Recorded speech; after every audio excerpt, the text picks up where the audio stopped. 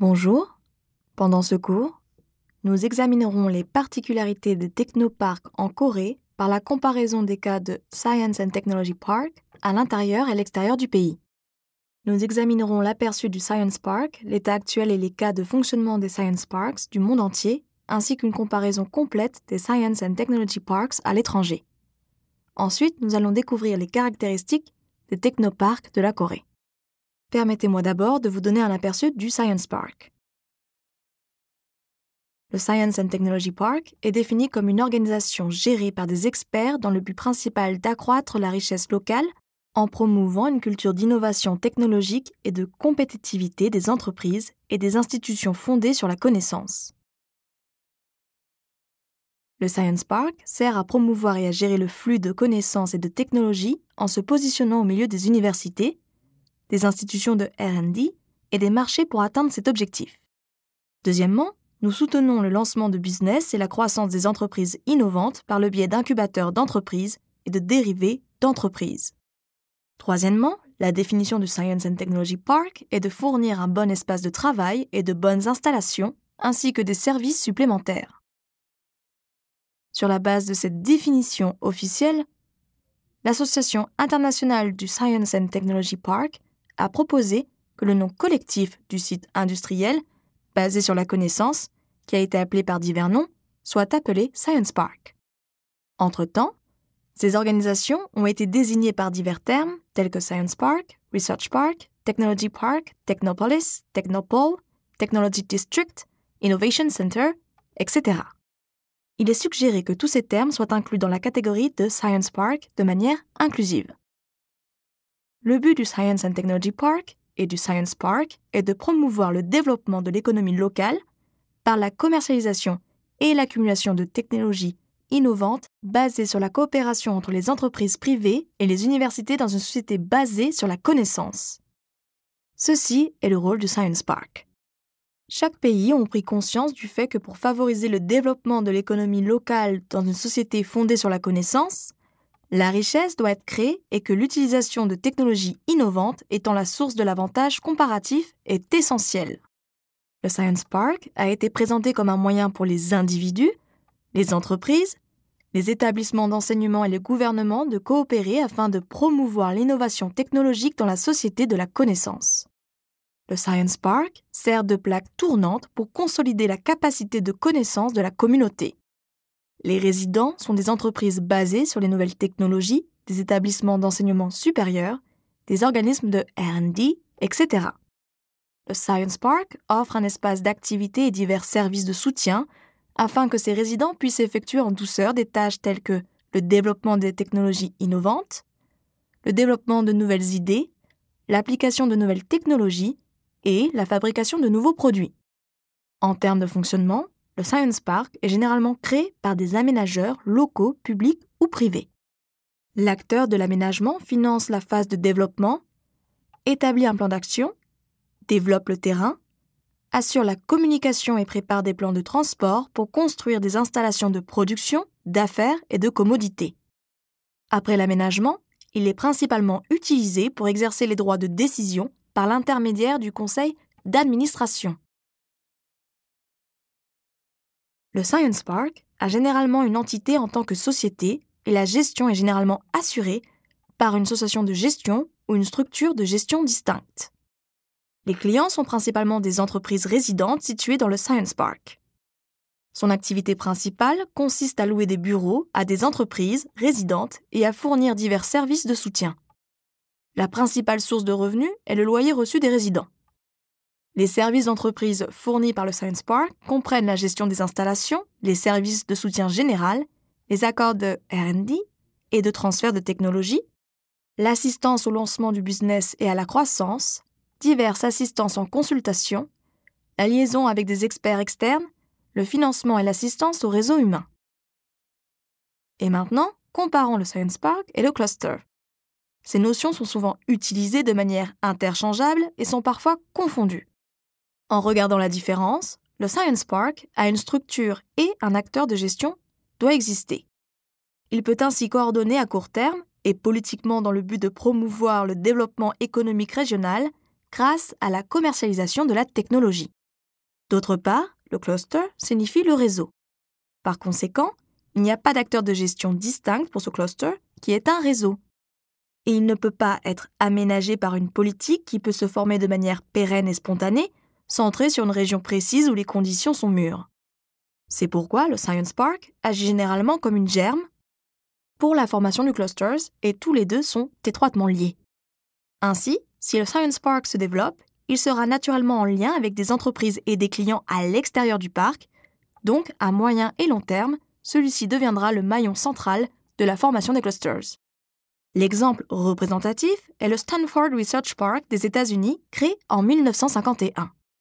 Le développement du Stanford Research Park en un cluster dans la Silicon Valley, aux États-Unis dans les années 60 et 70, est donc l'exemple le plus représentatif.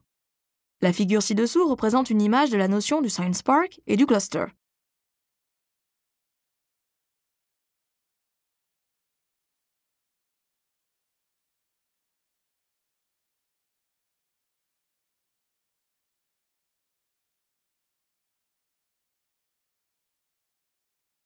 Si tel est le cas, ce Science and Technology Park peut être divisé en 3 types.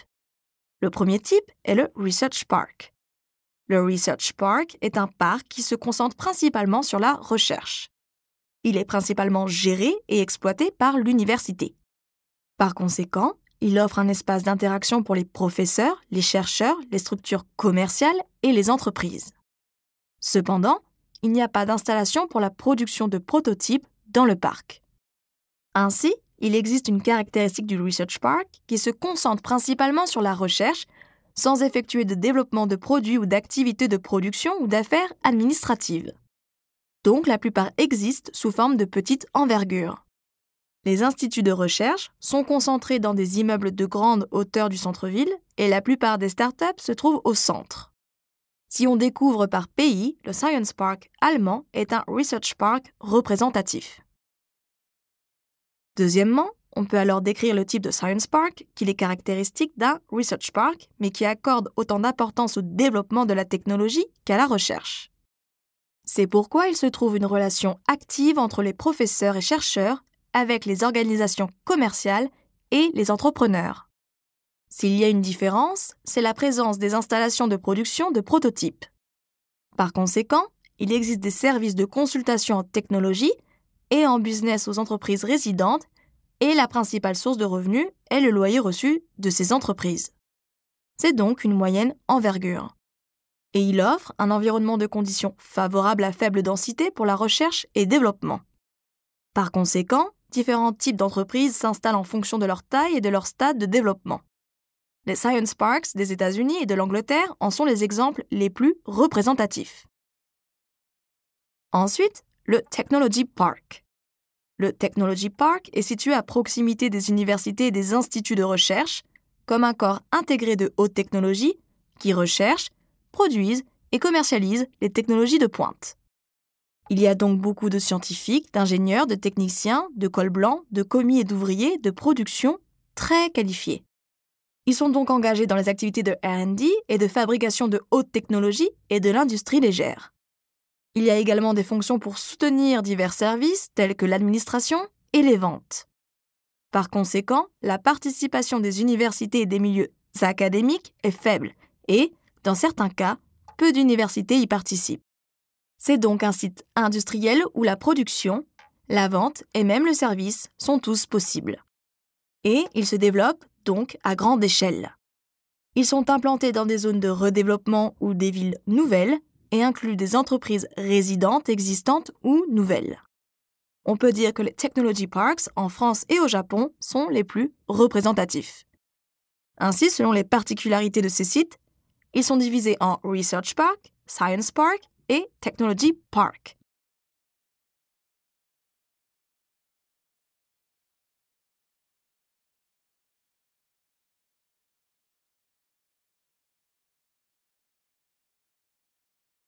Maintenant, je vais vous présenter l'état actuel des Science Parks mondiaux par pays. D'abord, je vais commencer par expliquer la naissance et le processus de la diffusion du Science Park. Aux États-Unis, le premier Science Park au monde, qui était le Stanford Research Park de l'Université de Stanford et le Research Triangle Park de l'Université North Carolina ont été aménagés dans les années 50. Ainsi, le Stanford Research Park, formé en 1951, et le Research Triangle Park de l'Université de North Carolina, établi en 1959, peuvent être considérés comme les plus anciens.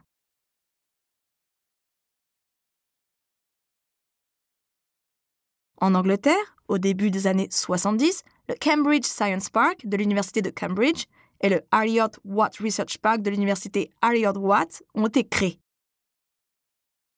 Le Stanford Research Park aux États-Unis est devenu le centre de la formation de la Silicon Valley. Le Cambridge Science Park de l'Angleterre est la base de la formation de clusters tels que Cambridge Phenomenons. C'est pourquoi les clusters américains et britanniques sont reconnus pour avoir joué un rôle clé afin de devenir cluster mondial. Depuis les années 80, les pays du monde entier ont créé des science parks dans diverses régions de leur pays dans le but de développer les économies régionales en comparant les cas des États-Unis et de l'Angleterre.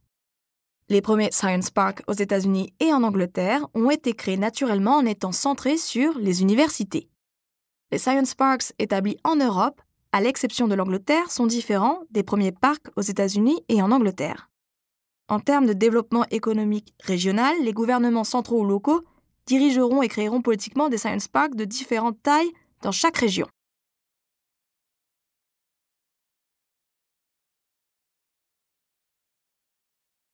Dans la région Asie-Pacifique, le Japon et l'Australie, au début des années 80, et la Chine, à la fin des années 80, sont entrés sérieusement dans les science parks. Et la plupart des autres pays ont commencé à les promouvoir sérieusement dans les années 90. Par conséquent, la croissance réelle du science parks mondial après les années 90 est centrée sur l'Asie. Ici, cette carte représente l'état actuel des Science and Technology Parks mondiaux sur le site web de l'Association internationale du Science and Technology Park. De nos jours, des Science Parks ont été créés dans de nombreux pays du monde et sont activement exploités. Il existe au total 1995 clusters et on compte environ 350 membres et plus de 115 000 entreprises. Et en ce moment, ils sont très actifs. Vous pouvez voir que de nombreux science parks sont créés non seulement dans le continent européen et américain, mais aussi en Asie, en Afrique et en Asie centrale.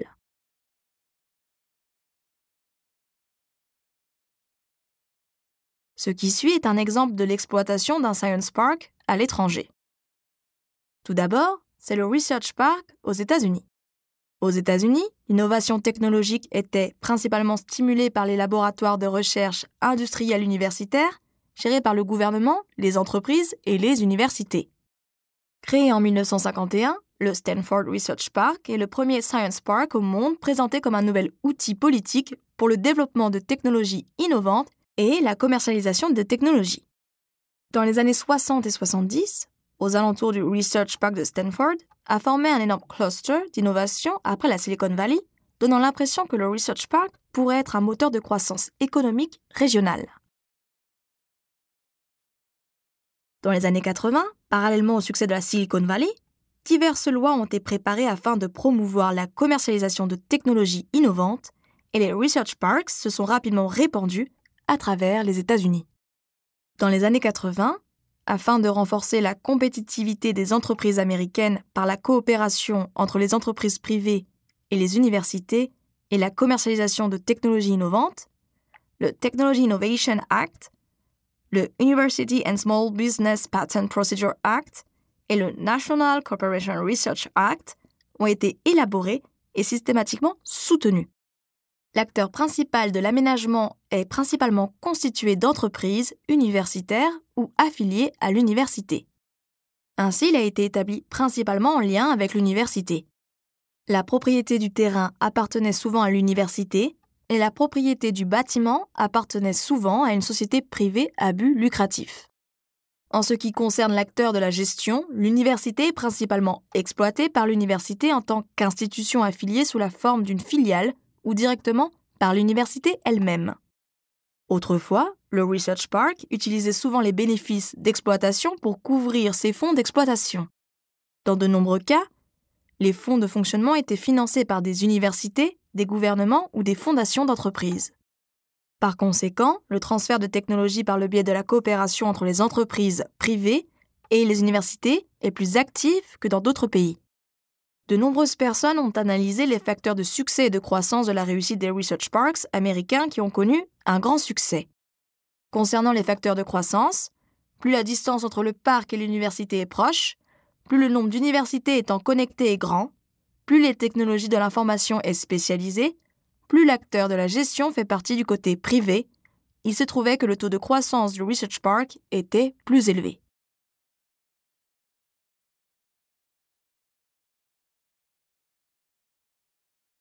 Les capacités d'innovation de la Silicon Valley comprennent le fait qu'elle a été en mesure d'attirer en permanence des main-d'œuvre de haute qualité, qu'elle dispose d'un capital d'investissement abondant et qu'elle dispose de services de soutien aux entreprises bien établies. Le Stanford Research Park et le Research Triangle Park sont des exemples réussis.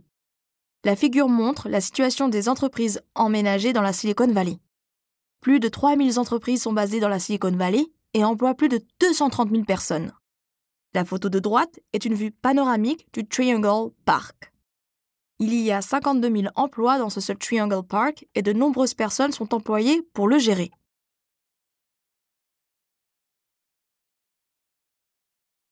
Voici un exemple du Cambridge Science Park en Angleterre.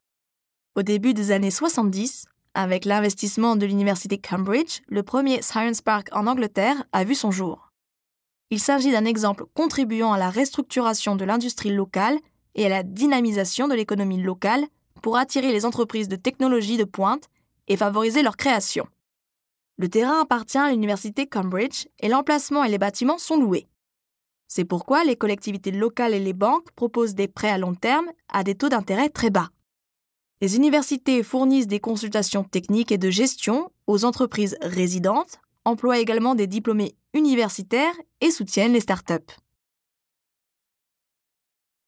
Les facteurs de succès du Cambridge Science Park en Angleterre comprennent la proximité d'excellents établissements d'enseignement supérieur, la disponibilité d'une main-d'œuvre d'une haute qualité, l'emplacement dans une zone économique axée sur la connaissance, la présence des instituts de recherche régionaux et d'autres organismes de R&D, d'un soutien gouvernemental suffisant, ainsi d'une bonne gestion et structure.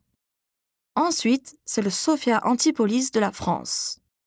En 2017, c'est l'un des plus grands sites de recherche et de technologie de pointe en Europe, avec 2500 entreprises et 200 institutions. C'est un terme composé de Sophia signifiant sagesse et d'Antipolis signifiant ville rurale. Il est situé au milieu du nord de Cannes et d'Antibes, à 25 km de l'aéroport de Nice, qui est le deuxième aéroport international de France. Les principales industries sont les technologies de l'information, la recherche et l'éducation et la formation, les sciences de vie et la chimie fine, et l'environnement et l'énergie. Ci-dessous montre quelques photos panoramiques de Sophia Antipolis. Au stade initial de l'aménagement, l'approbation de développement du gouvernement a été accordée en 1972. L'aménagement a commencé en 1974 et a réussi à attirer des entreprises, mais l'effet de répercussion de l'économie locale sur les entreprises résidentes n'était pas important au début, et donc l'aménagement du site d'innovation a échoué. Puis à la fin des années 90, le développement de sites planifiés a commencé, le site a accueilli les instituts de recherche internationaux ou nationaux à grande échelle, et ensuite, avec l'implantation des entreprises, le site a ensuite obtenu un grand succès. À partir de là, commence l'émergence d'entreprises dérivées et en 2005, le cluster de solutions de sécurité des communications de Sophia Antipolis est désigné un cluster d'innovation mondiale et s'est développé en pôle industriel de technologie de pointe. Récemment, après la crise financière mondiale, il y a eu une stagnation temporaire due à une série de retraits de conglomérats étrangers. Mais finalement, d'autres entreprises étrangères ont recommencé à s'installer et à embaucher des travailleurs existants, créant 10 000 nouveaux emplois au cours de la dernière décennie. Ainsi, le syndicat mixte, Sophia Antipolis, a prévu une opportunité servant de tremplin avec un projet de construction d'un Nipper Park et de 40 hectares baptisé Sophia Archipel en 2018.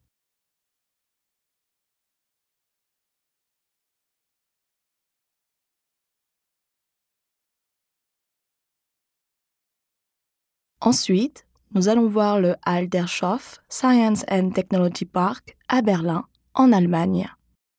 Le Adlershof Science Park, également appelé comme la Silicon Valley de l'Allemagne, est le plus grand parc scientifique de haute technologie qui est situé au sud-est de Berlin en tant que site médiatique.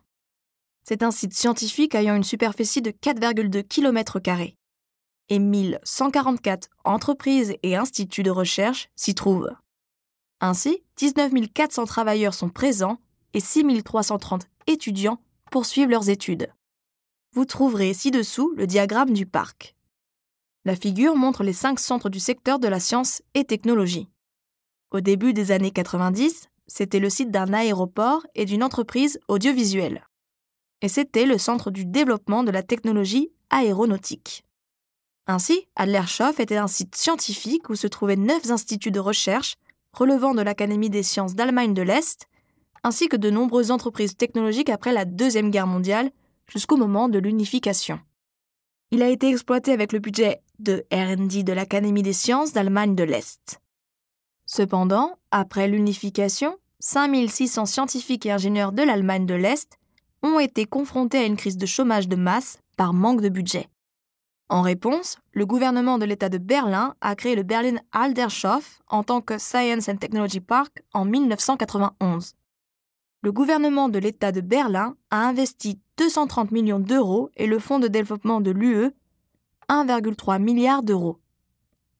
Un montant total de 1,5 milliard d'euros a donc été utilisé pour construire le site, créer des instituts de recherche connexes et attirer des entreprises. Au stade d'expansion, des centres scientifiques et technologiques dans 5 secteurs ont été créés. Le premier est la photonique et l'optique, le second est l'énergie renouvelable et l'énergie solaire, le troisième est l'informatique et les médias, et le quatrième est les microsystèmes et les matériaux. Cinquièmement, un développement intensif s'est réalisé dans le secteur de l'environnement et de la biotechnologie. Récemment, nous opérons divers programmes de soutien pour les fondateurs et les startups. En outre, l'espace de coworking, le programme d'accélération, le centre des fondateurs d'Aldershof sont donc exploités très activement.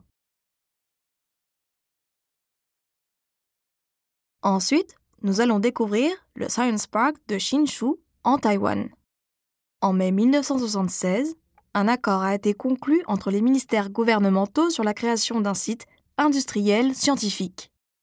Et la base du premier site industriel scientifique a été établie à Hsinchu.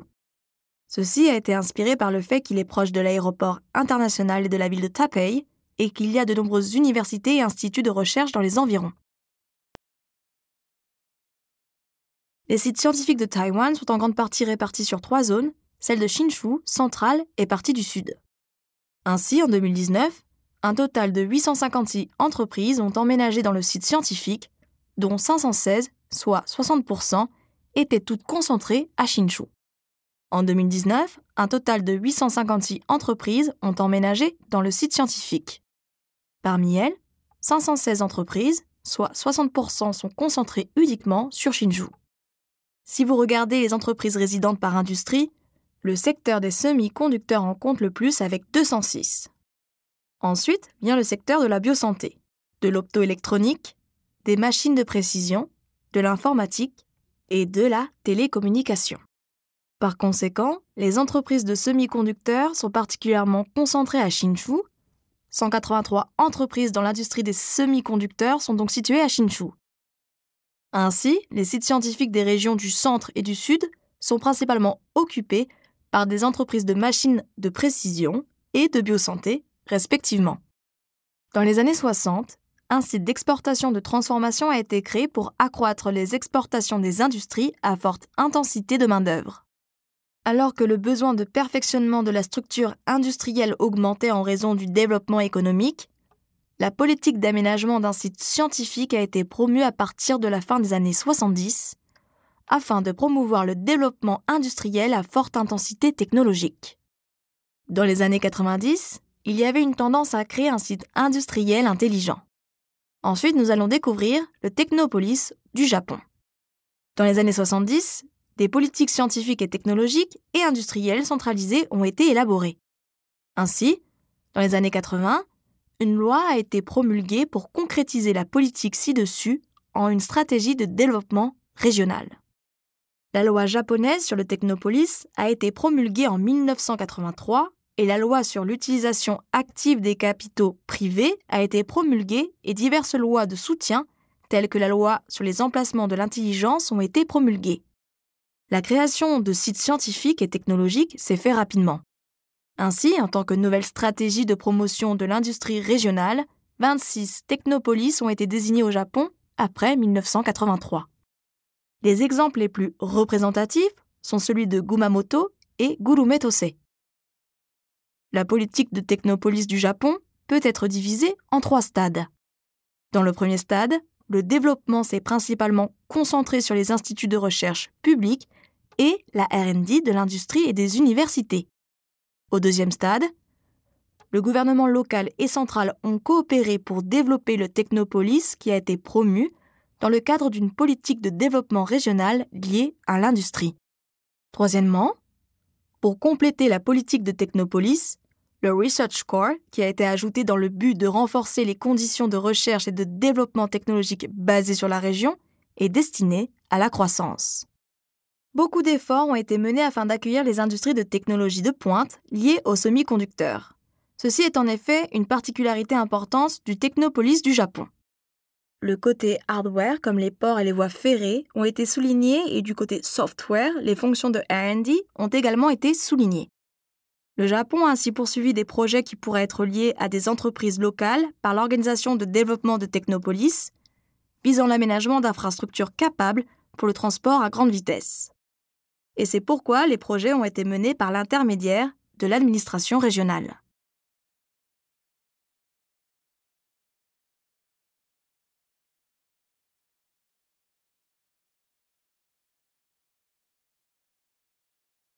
Le problème est que l'industrie de technologie de pointe avait atteint à une limite concernant l'emplacement.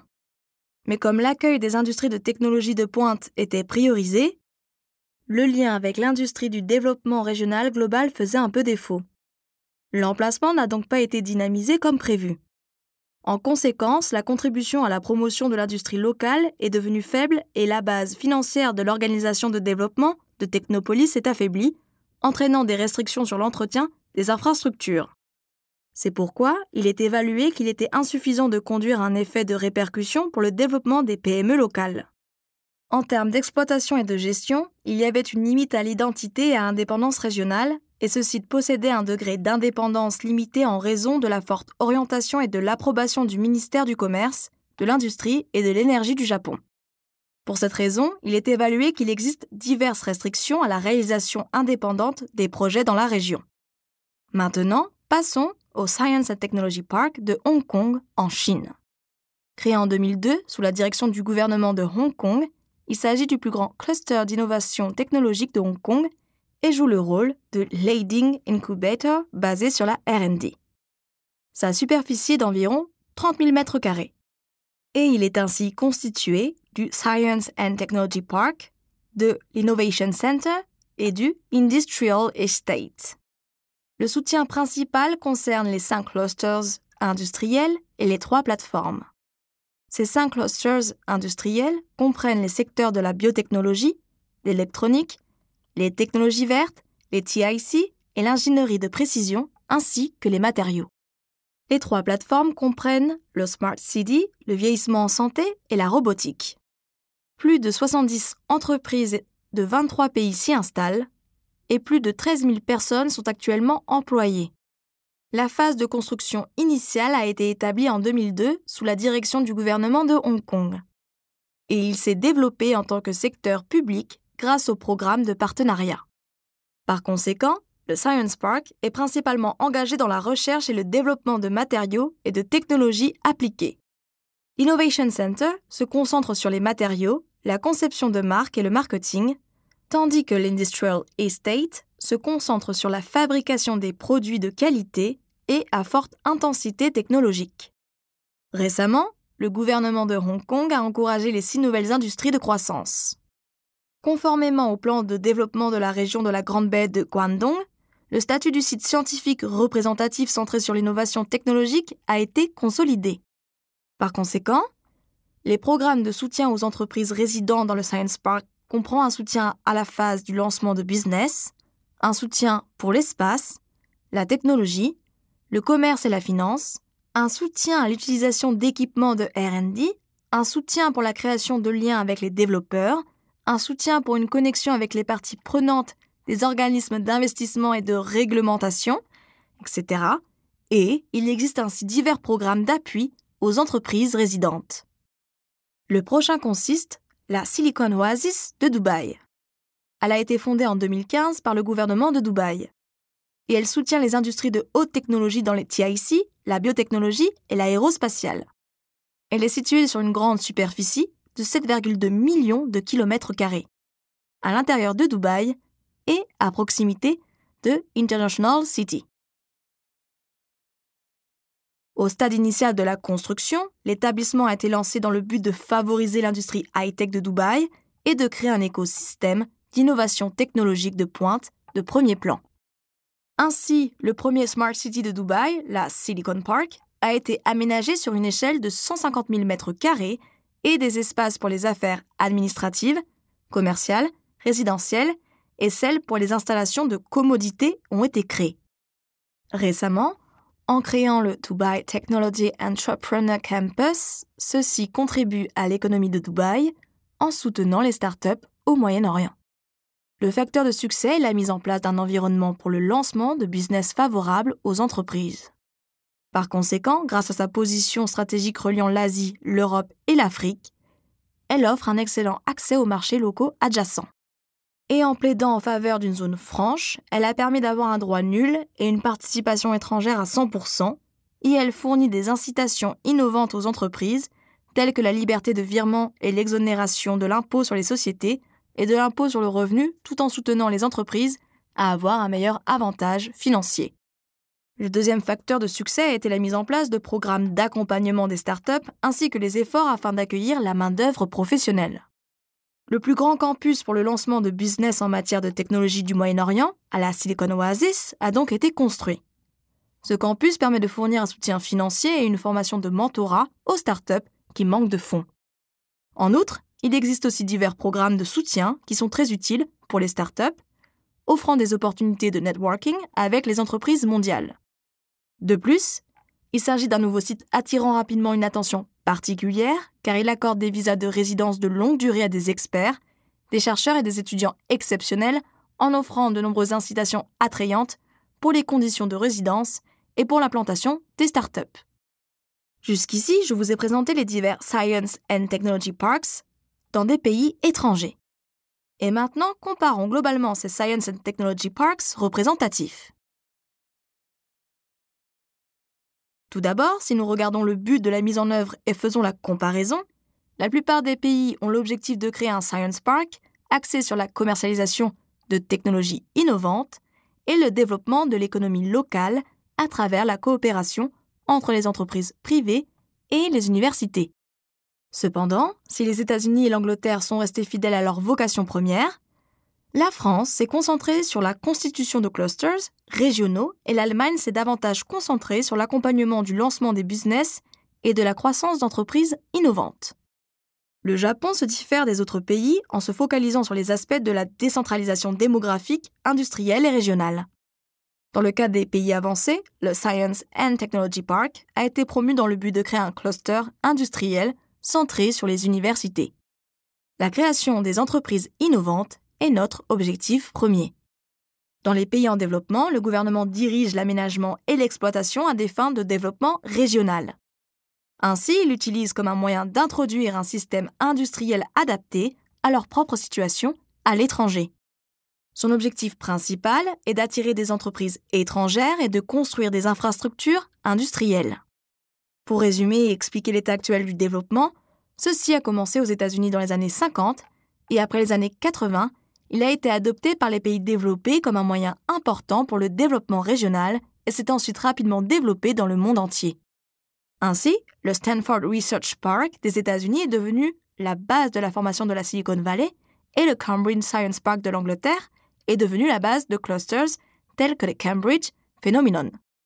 Par conséquent, ces Science Parks ont joué un rôle clé pour faire de la région un pôle industriel mondial. Dans les années 80, les pays du monde entier ont créé des Science and Technology Parks dans chaque région de leur pays dans le but de développer l'économie régionale en comparant les cas des États-Unis et de l'Angleterre. Ainsi, les parcs des États-Unis et de l'Angleterre sont centrés sur les universités, et pour les autres pays européens tels que la France et l'Allemagne, ces parcs se sont propagés en étant principalement dirigés par le gouvernement.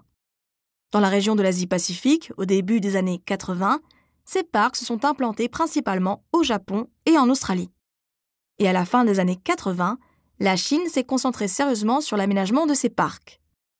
Après les années 90, d'autres pays asiatiques ont ensuite commencé à en construire et pour la Corée, le premier parc est apparu en 1998. Actuellement, la plupart de ces Science and Technology Parks sont promus par les pays en développement d'Asie, en particulier les pays producteurs de pétrole et les pays disposant de riches ressources.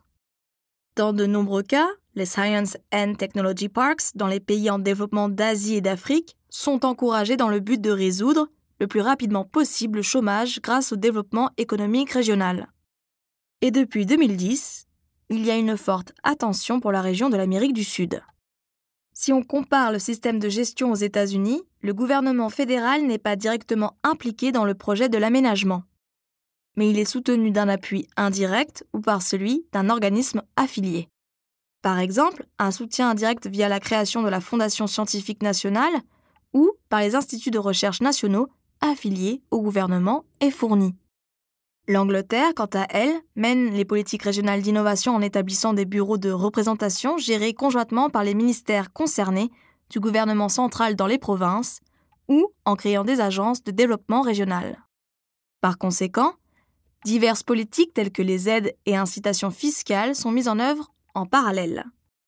La France induit l'innovation et le développement régional grâce à la dispersion régionale des ministères, des organismes nationaux et des instituts de recherche universitaires. Ainsi, les délégations régionales à la recherche et à la technologie, la Société publique de développement et d'investissement, les collectivités locales, le Centre d'innovation de transition technique, les institutions de recherche nationales et publiques et les universités, etc., contribuent à l'aménagement et à la dynamisation des technopoles.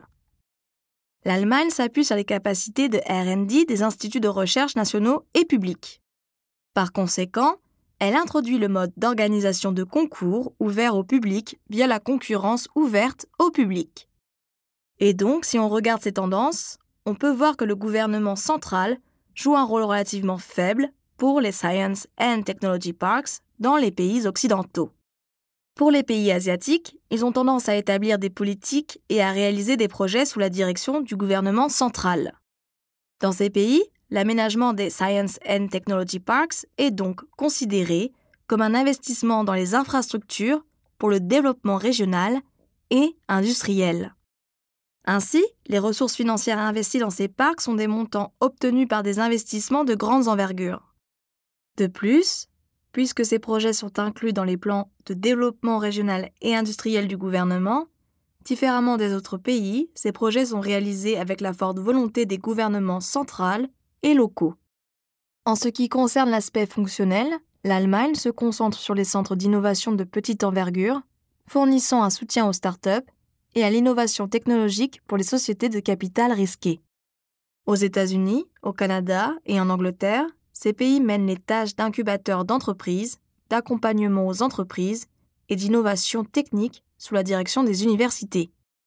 Le Japon construit un système et un espace innovant axé sur les fonctions de production en lien avec la structure industrielle traditionnelle de la région.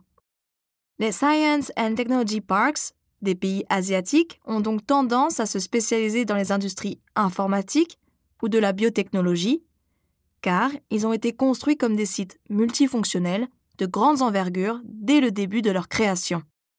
Vous trouverez ci-dessous un résumé sur les activités des Science and Technology Parks dans plusieurs pays principaux. Dans le cas des États-Unis, en étant centrés sur les universités, les ressources financières sont exécutées par la Fondation scientifique nationale. En outre, le programme d'accompagnement fournit principalement des services liés au projet et celui-ci est centré sur le développement de l'espace. Et pour la R&D, elle est surtout développée par les universités. En effet, il existe de nombreux problèmes concernant la durabilité budgétaire. En 2007, il y avait 174 sites aux États-Unis. L'orientation du développement de ces sites est de résoudre les difficultés financières des entreprises résidentes, de commercialiser la technologie détenue par les universités. Dans le cas de l'Angleterre, la principale force motrice est l'Agence de développement régional. Les ressources financières sont fournies conjointement par le gouvernement central et les ministères concernés. Ainsi, des aides ou des incitations fiscales sont accordées pour soutenir les programmes et le rôle des universités est renforcé. Et le fait qu'il y ait autant de sites est plutôt problématique. Le nombre de sites était de 65 en 2009, mais il a beaucoup augmenté, n'est-ce pas? Par conséquent, le projet a le but d'établir la valeur de marque ou l'identité du parc, induire la participation du secteur privé, convertir la performance des entreprises résidentes en base de données et renforcer le soutien des entreprises résidentes et de la commercialisation de la technologie. Dans le cas de la France, le gouvernement central était la force motrice dans les années 90, mais dans les années 2000, la force motrice est devenue le gouvernement local. Par conséquent, les ressources financières sont soutenues par le gouvernement central, les gouvernements locaux et les instituts de recherche. Le programme d'appui soutient principalement la recherche et se caractérise par la dispersion régionale. Cependant, il existe un problème de performance insuffisante concernant l'incubateur d'entreprises et le nombre du site est d'environ 49. En outre, l'orientation du développement est de combler le fossé entre les universités et l'industrie, de renforcer la compréhension et la communication des technopoles et d'établir des stratégies spécialisées. En Allemagne, les instituts de recherche nationaux et publics sont la principale force motrice. Par conséquent, il est exploité avec des fonds des gouvernements centraux et locaux. Les principaux programmes sont la consultation auprès des entreprises et l'accompagnement des entreprises résidentes. Donc, il a été créé et exploité à petite échelle, et il est promu par le biais d'une concurrence ouverte entre les acteurs locaux de l'innovation. Le nombre de sites est d'environ 163. Ici, l'ambiance d'entrepreneuriat social s'améliore et le rôle de l'association de l'innovation est renforcé. Le gouvernement allemand fixe l'orientation d'un développement centré sur le rôle de l'entreprise de gestion de chaque centre. Ensuite, j'expliquerai les particularités des Science and Technology Parks coréens en comparaison avec ceux qui sont situés à l'étranger. Voilà l'état actuel du Technology Park de la Corée.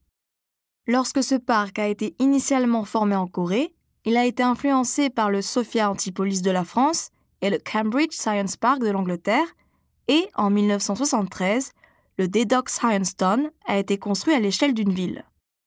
Dans les années 80, alors qu'il y avait un engouement mondial pour la création des Science Parks, à ce moment-là, la Corée n'était pas très intéressée. En 1998, la loi spéciale sur les ressources du site technologique industriel a été promulguée, la compétitivité des entreprises technologiques locales a été améliorée et le Technopark, un science park de style coréen, a été aménagé pour l'établissement et l'évaluation de la stratégie de promotion de l'industrie régionale, etc. Le principal bilan montre qu'en 1998, 6 technoparks ont été sélectionnés et aménagés à travers le pays. Depuis lors, un total de 19 technoparks ont été designés et créés. Pour les technoparks designés par le gouvernement a subventionné jusqu'à 50% du coût de construction des installations de base et du coût d'achat des équipements. Après avoir été designé, une partie des dépenses professionnelles pendant 5 ans après l'établissement a été prise en charge.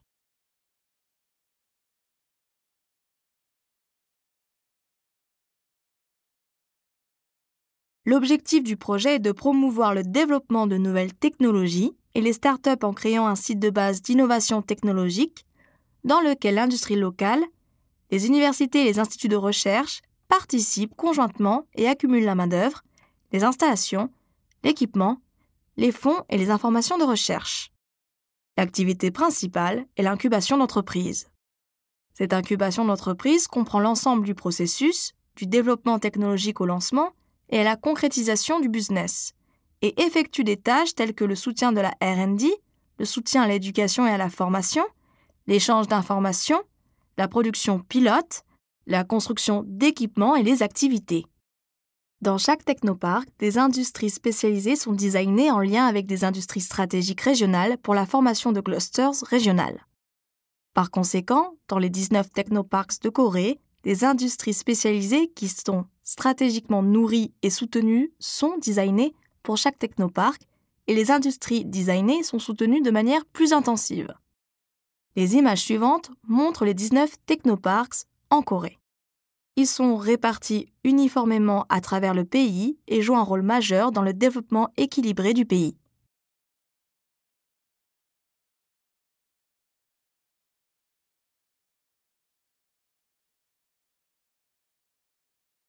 Voici les principaux résultats des technoparks de la Corée.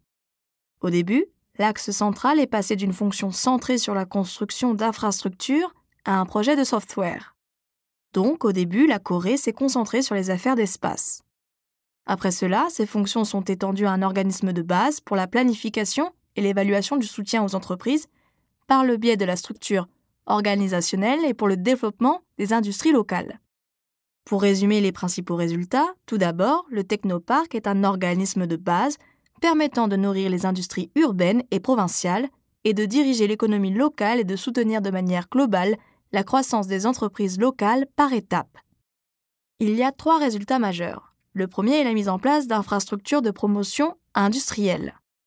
L'objectif est de jeter les bases d'une intégration stratégique de l'industrie et d'une coopération entre les entreprises privées et les universités en établissant des centres régionaux spécialisés et en utilisant conjointement des équipements pour favoriser les industries stratégiques dans chaque région. Par conséquent, nous avons établi 80 centres de spécialisation régionale à travers le pays et nous soutenons la recherche, la certification, les tests et l'évaluation, ainsi que la production de prototypes en construisant des équipements à usage commun au sein des centres spécialisés.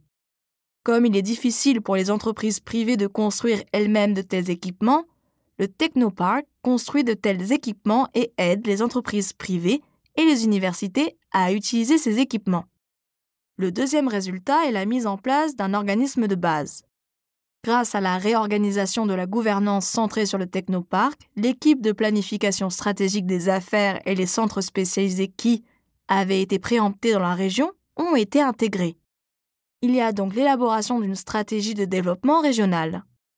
Par conséquent, grâce à l'établissement d'une telle stratégie, la base qui a pour but d'établir une stratégie globale afin de nourrir les industries locales est établie.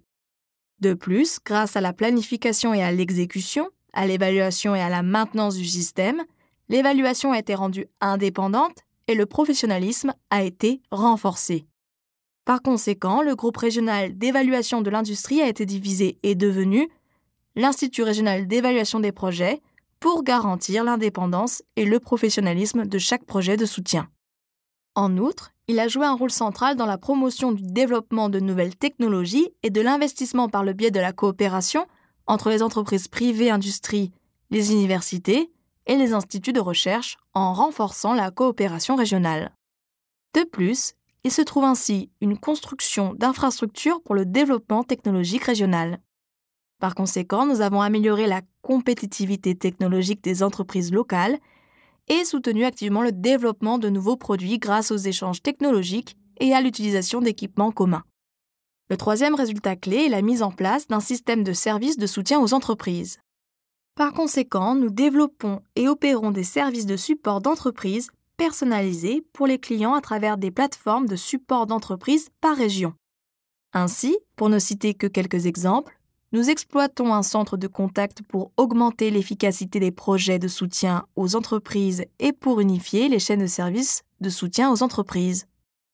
En nourrissant la main-d'œuvre technique, nous avons sensibilisé les PME locales à l'importance de la R&D et en nourrissant la main-d'œuvre nécessaire, nous avons contribué à la dynamisation de la R&D des PME locales.